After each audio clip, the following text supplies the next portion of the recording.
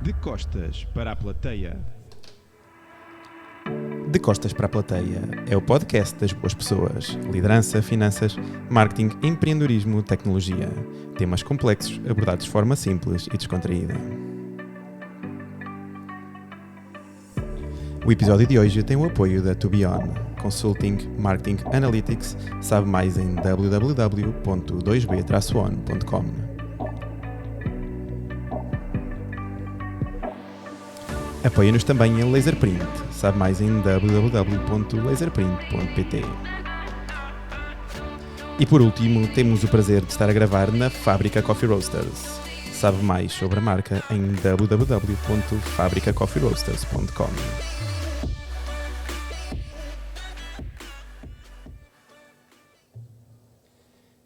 Bem-vindos a mais um episódio do podcast De Costas para a Plateia. Contamos hoje com a presença de Filipa Silva, designer e criativa.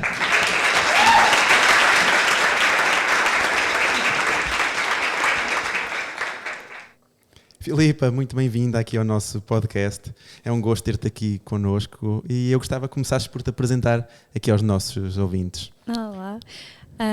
Primeiro, obrigada por me convidares, é uma honra.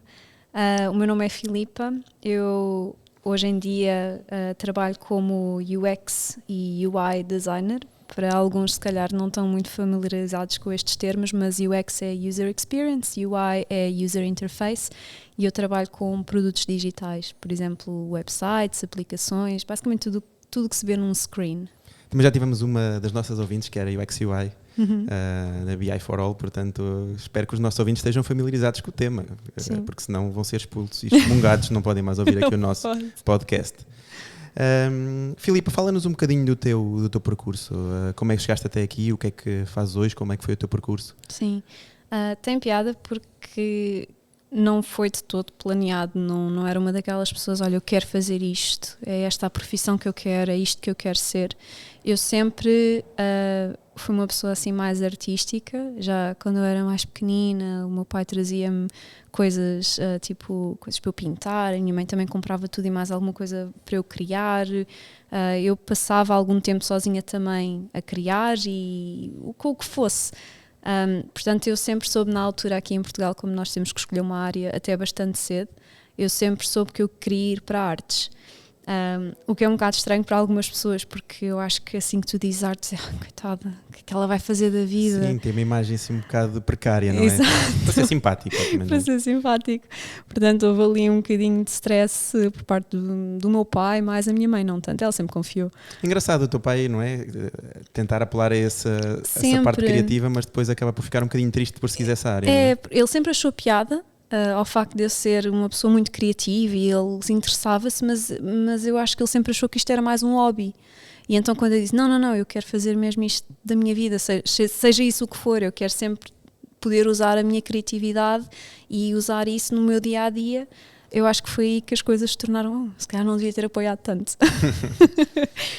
Mas pronto, e então fui para artes no secundário e depois quando eu terminei o secundário estava um bocadinho indecisa, não sabia muito bem, eu gostava de desenhar, pronto, não sabia muito bem o que escolher em termos de uma profissão, porque eu acho que também se calhar não é muito falado, não é? Em termos artísticos, ou então acabas sempre por ficar um bocadinho naquelas caixas, não é? Sabes, podes ir para médico, advogado, não sei, mas não havia assim uma grande panóplia de escolhas para mim.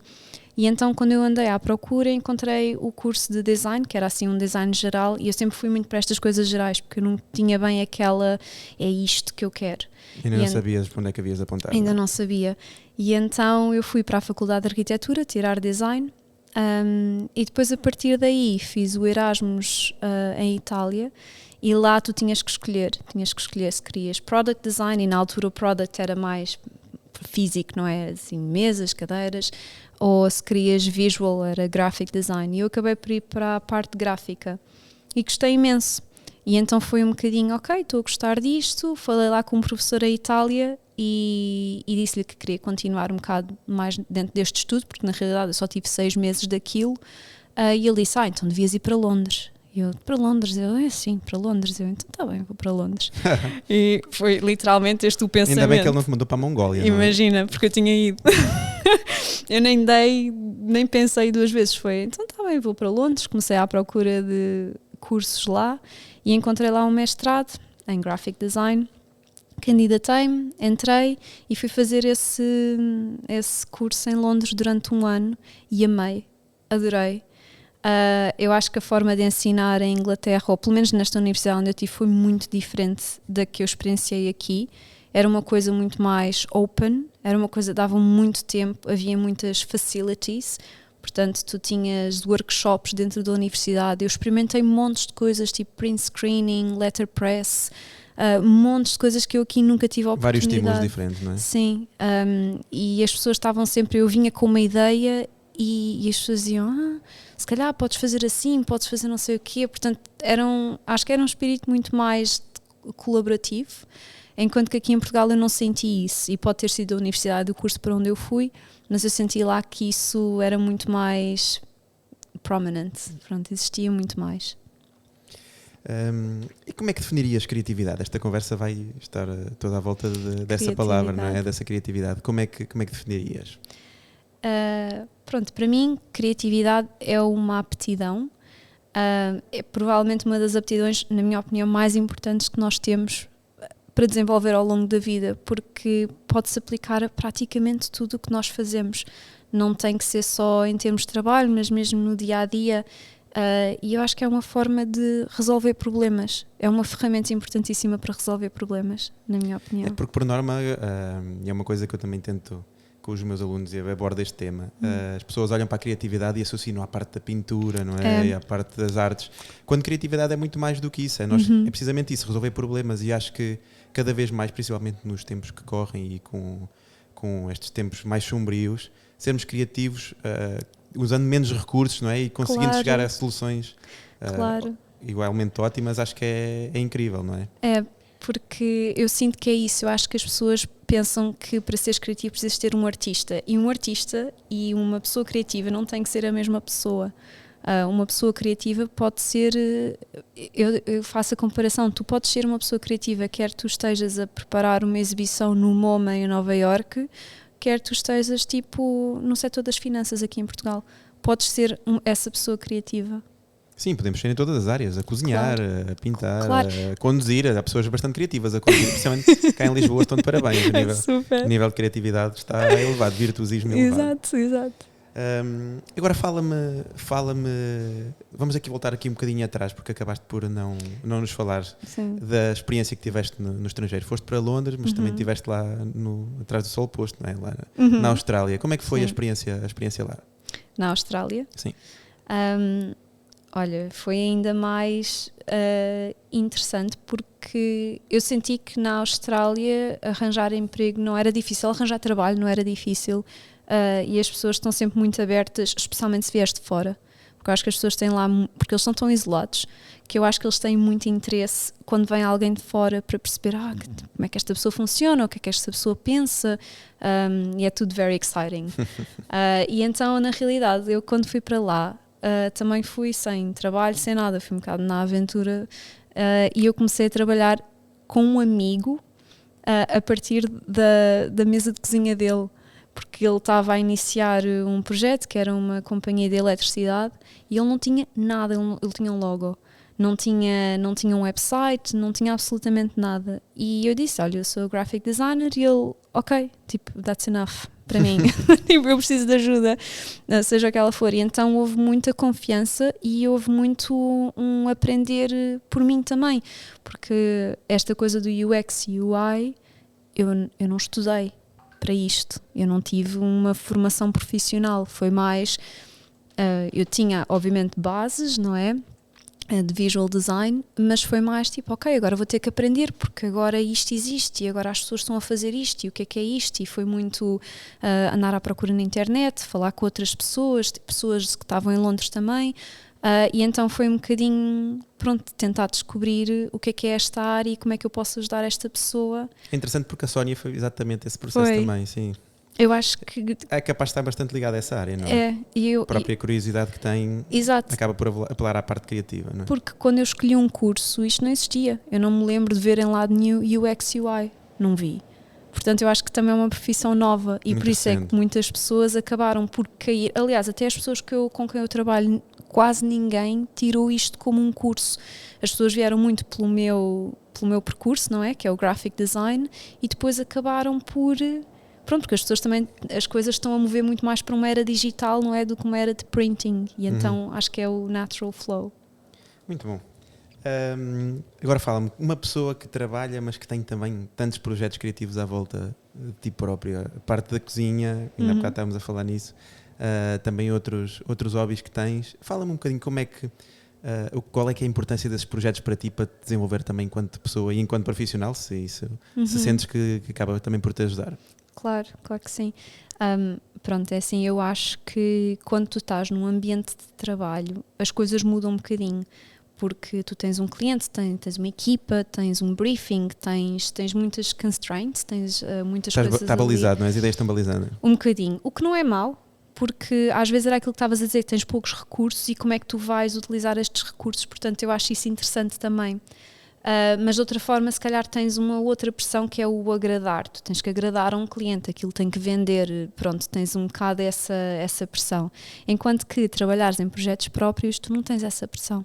E se calhar tens mais tempo também, e se calhar vais questionar-te mais, e se calhar vais criar coisas diferentes. E se não correr bem, também não tem problema. Portanto, essa pressão já está fora. Portanto, eu acho que isso abre caminho para explorar as coisas um bocadinho diferentes, que depois, no final do dia, acabam por também informar muito do trabalho que tu fazes como um profissional também. Mas eu acho que é muito importante porque é, por exemplo, uma das coisas que eu comecei a fazer foi cerâmicas. E eu comecei a fazer isso porque eu passava o dia todo à frente do computador.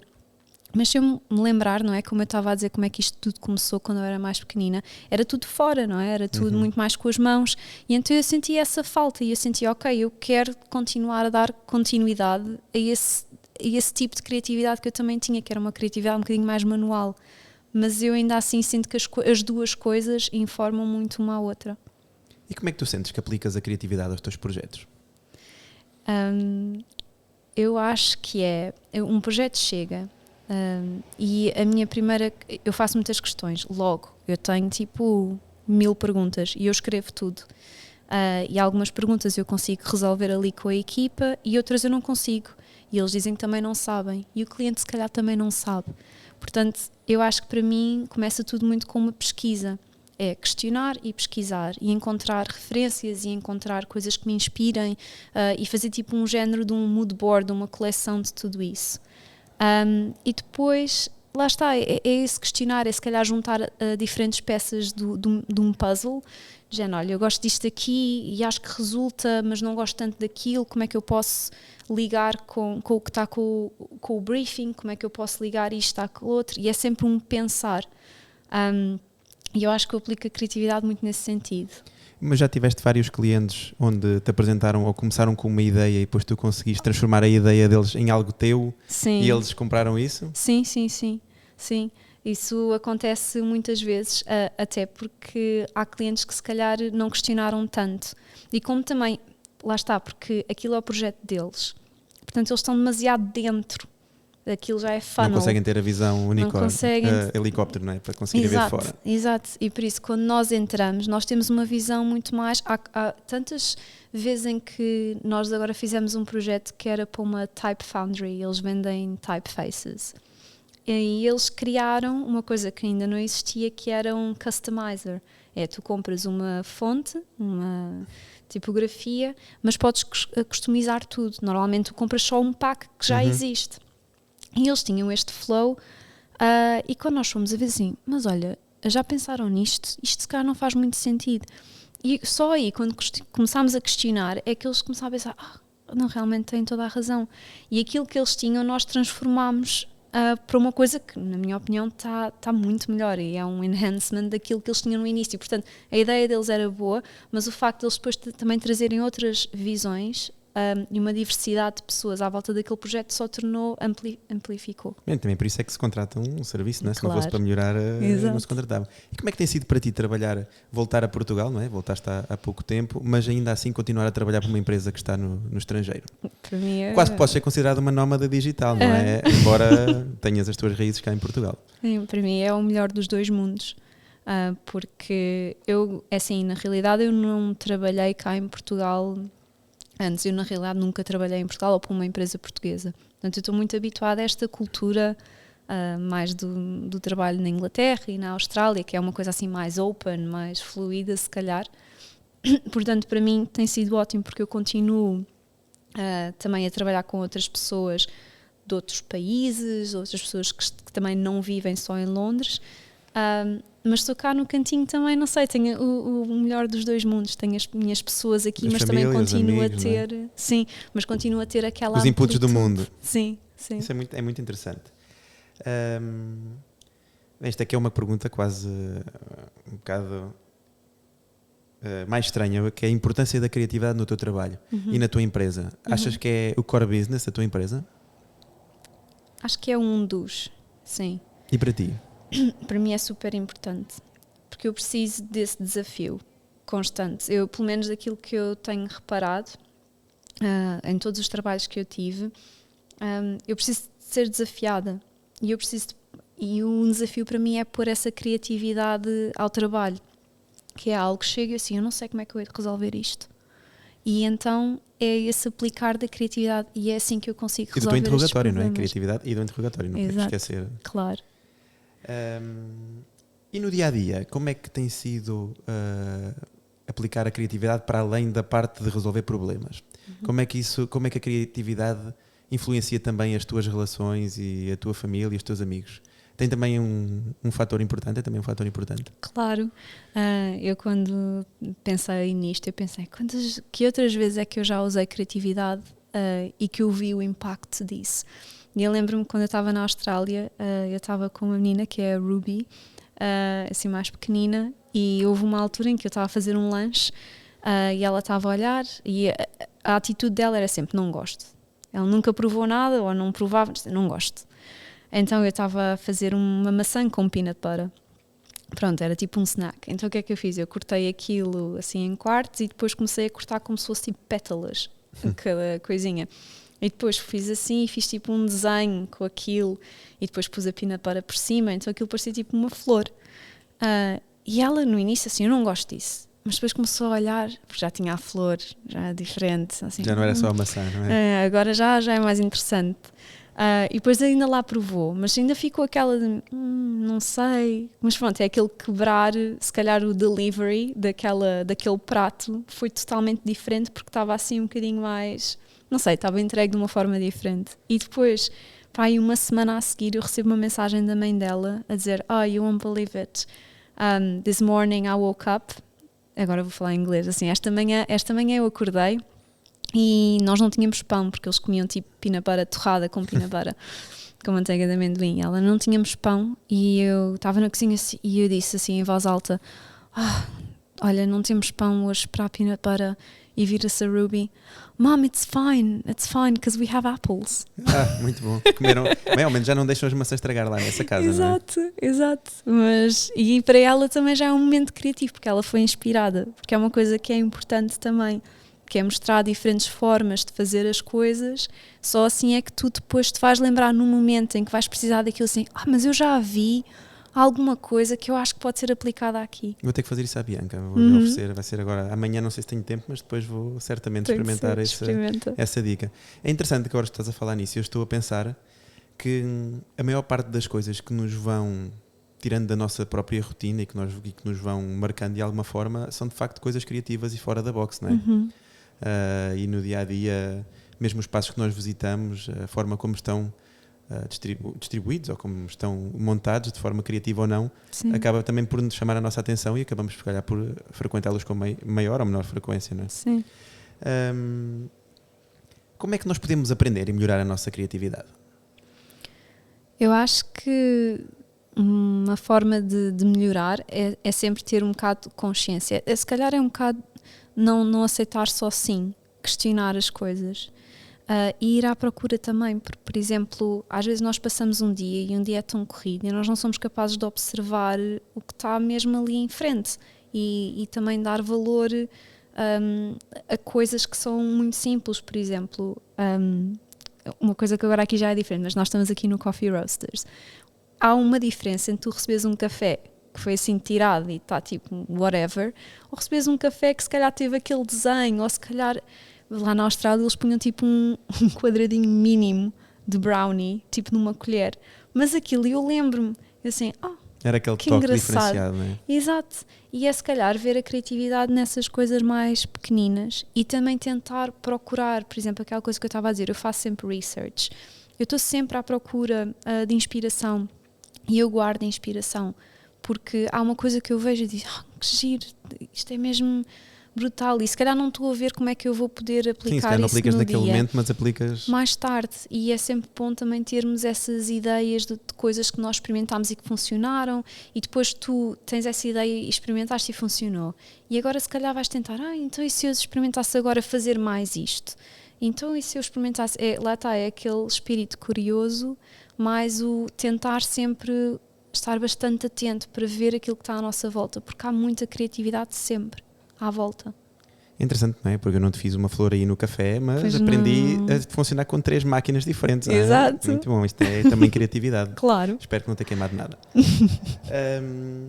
E agora, que exercícios é que tu aconselhavas aos pais para melhorarem a criatividade das suas crianças? Tu falavas não é, que em criança acabaste por ser bastante estimulada, que era mexer em coisas com mãos, mas agora que a tua experiência que tens, que exercícios é que tu aconselhavas?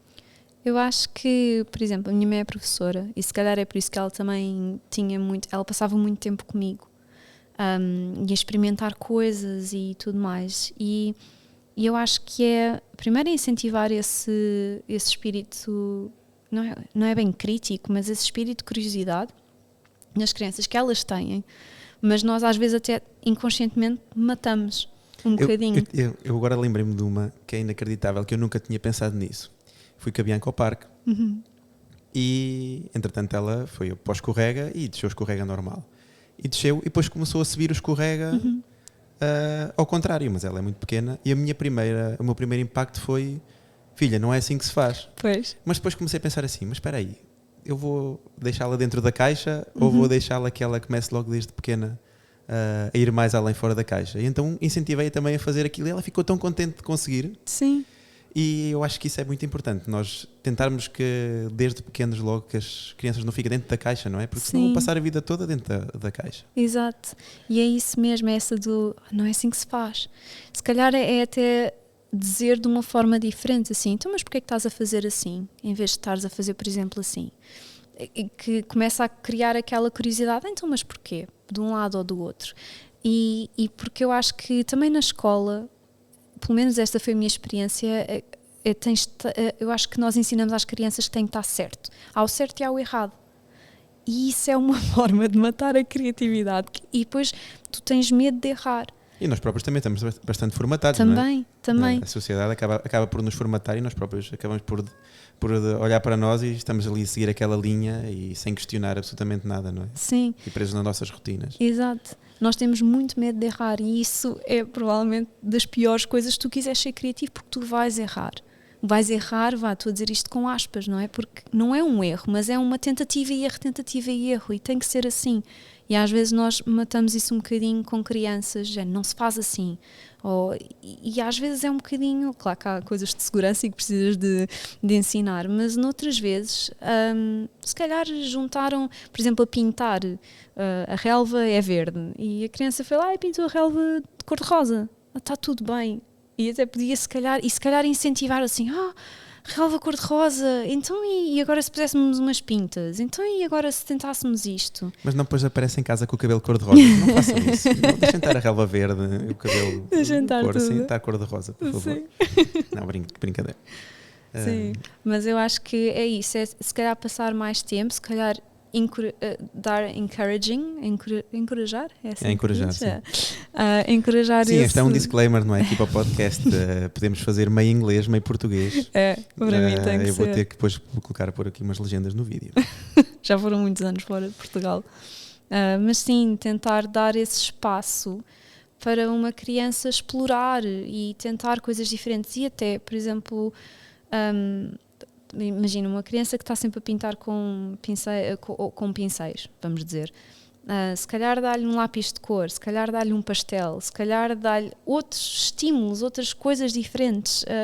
e porque só assim, experimentando coisas diferentes, é que uma criança vai, afinal isto eu posso fazer assim e é diferente, e afinal lá posso experimentar outra coisa diferente, porque eu acho que isso é super importante, diferentes estímulos.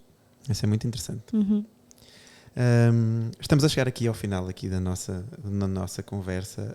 O objetivo também desta minha terceira temporada é pegar nestes assuntos mais fora da box e poder abordá-los de outros pontos de vista.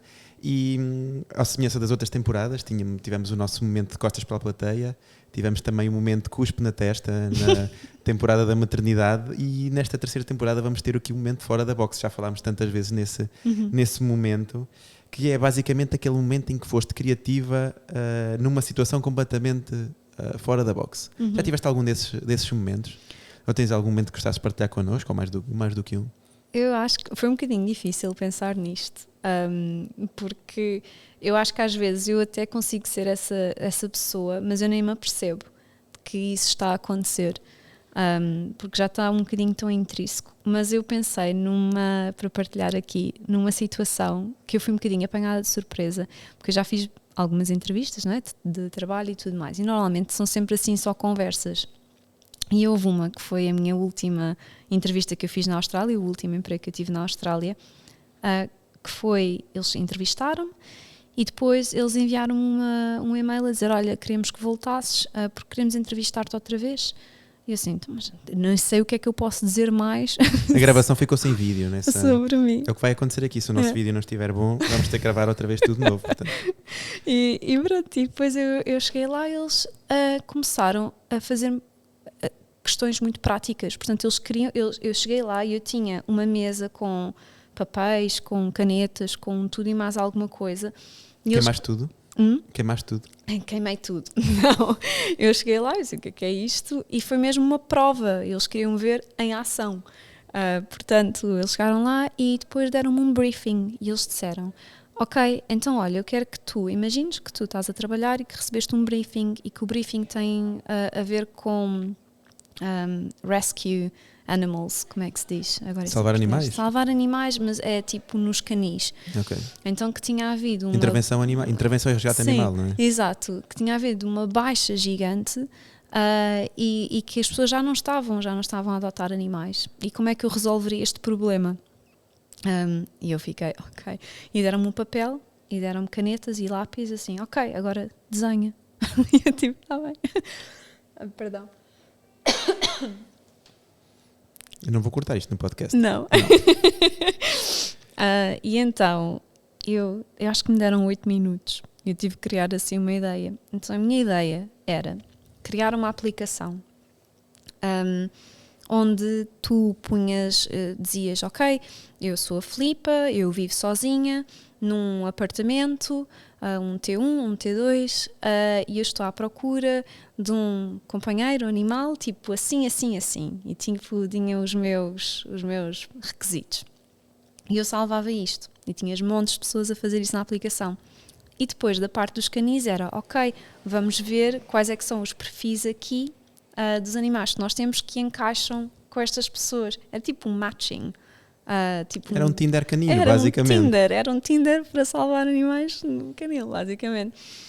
E pronto, eu depois desenhei isto tudo, desenhei que fazias tipo até partilhas, porque se tivesse uma família e querias partilhar com a tua mulher, quais eram os candidatos para entrar lá em casa, e depois também tinhas a parte a seguir, depois de já teres feito o matching, tinhas toda a parte seguinte, tipo como é que tu podias apoiar, ou como é que um canil poderia apoiar, por exemplo, se tu tivesses dúvidas, ou como, sei lá, tipo, comprares comida para o cão, ou tipo, que tipo de brinquedos, que isto, que aquele outro, e então continuava aquele perdurar também daquela relação, tipo aquele apoio pós tu teres incluído este novo membro na família. Muito bom. Isso existe, não? Eu não sei. Entretanto, e nunca tiveste curiosidade em ir ver? Não, eu devia ter ido ver, mas não fui. A atenção pode estar aí uma ideia milionária. Eu sei, eu até pensei, será que eu quero partilhar isto no podcast? Vamos agora apagar, toda a gente. vamos acabar. Apaga esta. Assim, agora vou ter que ficar com uma porcentagem se quiseres que eu pague e não partilhe isso. Apaga esta e taga já. Não sei, não fui ver, mas eu sei que depois, mais tarde, quando eu consegui o emprego, eles disseram-me que tinha sido isto. Tinha sido o quão rápido E como eu tinha desenhado tudo e já tinha a ideia, tanto que eles no final até disseram, you should go and build it. E eu assim, maybe I should. Ficaste lá quanto tempo nessa empresa? Fiquei um pouco mais de um ano. Depois vim Foi para antes de ir Portugal. para aqui, não é? Foi. Bem, acho que podíamos ficar aqui a tarde toda a falar sobre criatividade, não é? Acho que sim. Não sei se gostavas de deixar aqui uma mensagem final aqui aos nossos ouvintes, para eles serem mais criativos, talvez, não sei. Pensaste em alguma coisa? Sim, eu pensei um bocadinho tipo para as pessoas deixarem de ter esta ideia de que não são pessoas criativas. Toda a gente é criativa, toda a gente. O meu avô é a pessoa mais criativa que eu conheço e ele não estudou, não nada.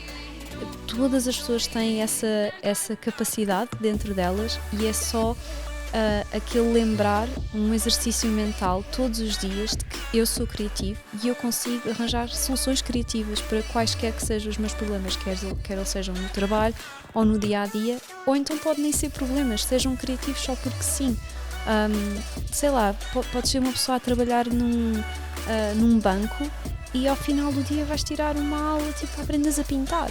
O que seja, eu acho que as pessoas pensam se calhar já é tarde. Não é tarde, nada é tarde. E eu acho que esse tipo de hobbies cada vez mais, eu vejo mesmo no Instagram, muita gente a aprender cerâmica. Sim.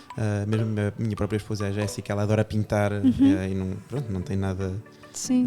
No trabalho dela não tem nada a ver com esse. Eu acho que isso acaba por ser também um escape bastante grande, não é? Claro, e é uma coisa que, lá está, é um practice, a daily practice. É uma coisa tentar prática diária, mais. Não é? Exato, é uma prática diária, é isso mesmo.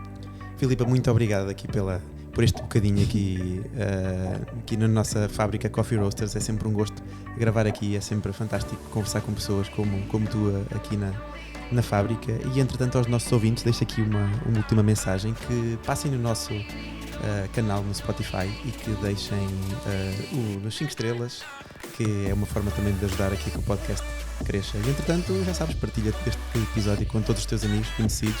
Podes mandar para a Austrália, não é? Que a quantidade de inglês que falaste, certamente eles vão perceber alguma coisa.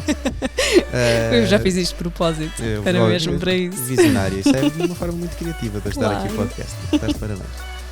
E ficamos aqui, foi mais um episódio de Costas para a Plateia.